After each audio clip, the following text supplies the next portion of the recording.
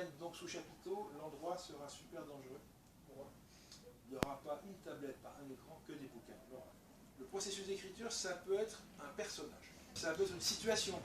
Je suis sûr qu'en ce moment, tu as plein d'écrivains qui écrivent sur les réfugiés qui traversent la Méditerranée. Généralement, le processus d'un roman, c'est un thème.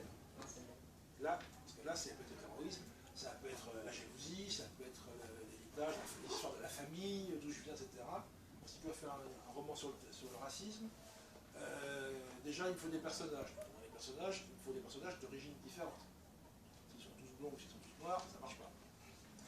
Donc, alors, dans quel pays ou dans quelle situation je vais les mettre?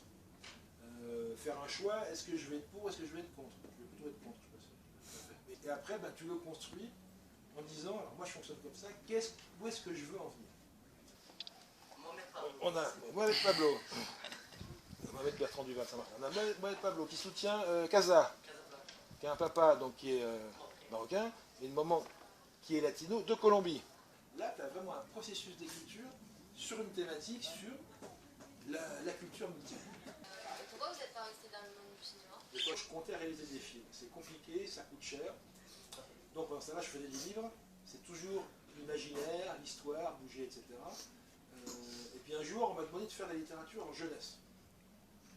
Et je ne connaissais pas. Et j'en ai fait un. Et à partir de là, il y a un truc qui s'est passé. On m'a invité un peu partout. Dans les lycées, dans les collèges, dans les écoles, dans les bibliothèques. Et à un moment donné, j'ai arrêté de bosser dans le cinéma. J'avais de moins en moins de propositions de boulot dans le cinéma. Et de plus en plus en littérature. Donc il a fallu trancher. La seule chose pour être écrivain, à part comment construire les histoires, il faut maîtriser la langue dans laquelle tu l'écris. Grâce à vos livres, vous découvrez des villes exceptionnelles. La ville extraordinaire, on va dire, dans la vallée de la Loire à San Francisco, oui, ça va être extraordinaire. Mais moi, dans un petit bled au fin fond de la campagne, s'il se passe des choses formidables, c'est aussi extraordinaire. Ça, de l'idée à la publication. Oula, ah joli, c'est comme ça. Ça prend combien de temps d'écrire un livre de l'idée à la fin?